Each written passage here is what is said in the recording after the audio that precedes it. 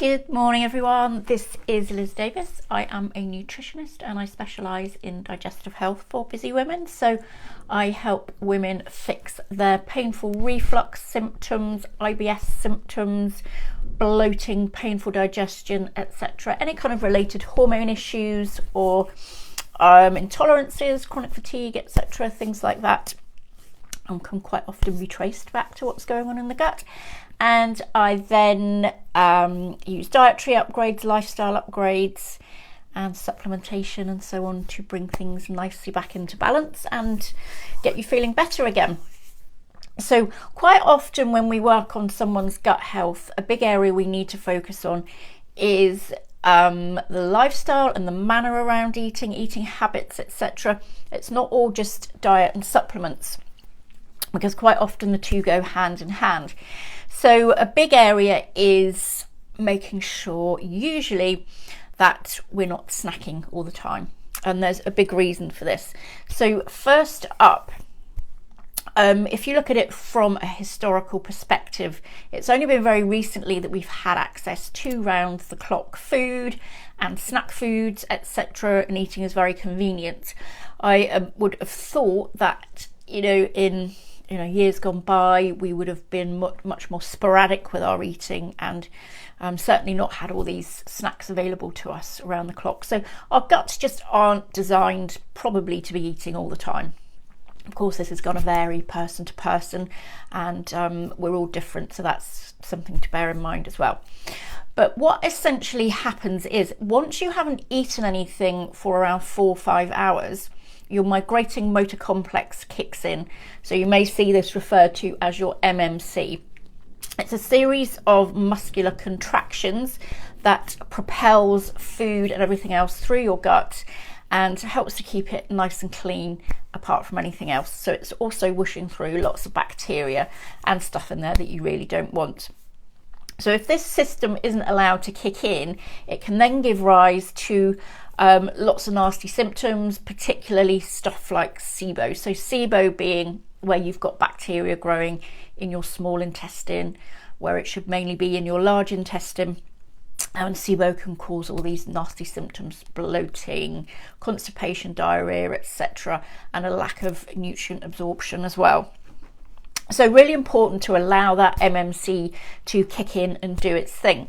So the easiest way to do this is with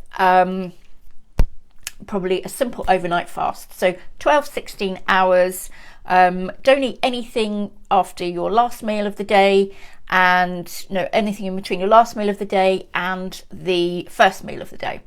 And you absolutely don't have to have your first meal of the day first thing in the morning either. You can if you want to, but a lot of people don't like to eat first thing. They feel like their stomach's not ready for food at that point.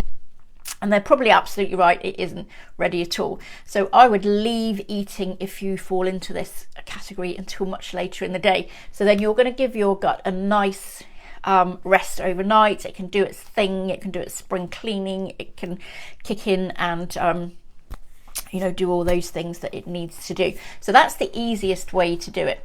Some people like to do something along the lines of a 5-2 diet. So you eat normally for 5 days of the week and then just do restrict your calorie intake to like 500-600 calories or whatever on 2 days. That can work really well for some people as well. It's just going to depend what sort of your lifestyle is, what else you need to be doing, etc., etc.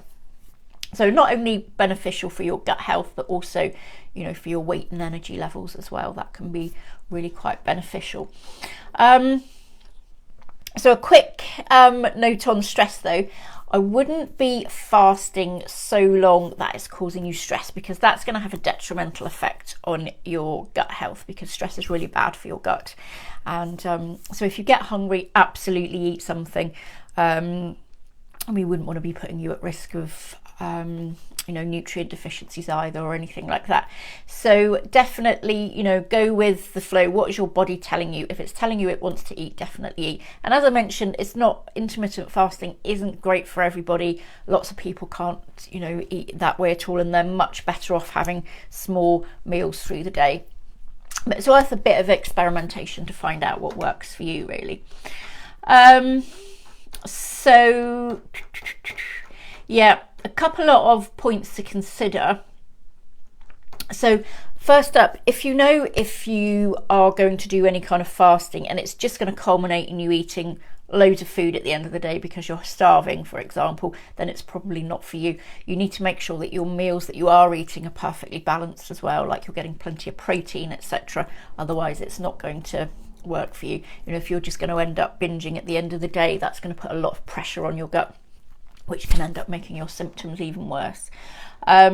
So also there are lots of benefits to doing it as well. So if you say you've got IBS, for example, then having this break from eating for a period of time is really going to help your beneficial bacteria to flourish as well. They like this way of eating. So if your IBS is down to kind of an imbalance in your bacteria, then it's going to benefit you undoubtedly. So as I say, it's good for weight loss as well. It can help your body to regulate your body fat levels, etc. And it also promotes human growth hormone. So it's great for muscle building, again, providing you're eating plenty of protein and allowing your system to build that muscle effectively. It also improves insulin resistance. So insulin resistance then can lead to conditions like type 2 diabetes, which is obviously what we want to avoid. Okay, so that's a rundown of the easiest ways to get on board with some intermittent fasting and the easiest way to do it and some other benefits. Okay, so I hope you found that useful and I shall see you next time. Okay, bye.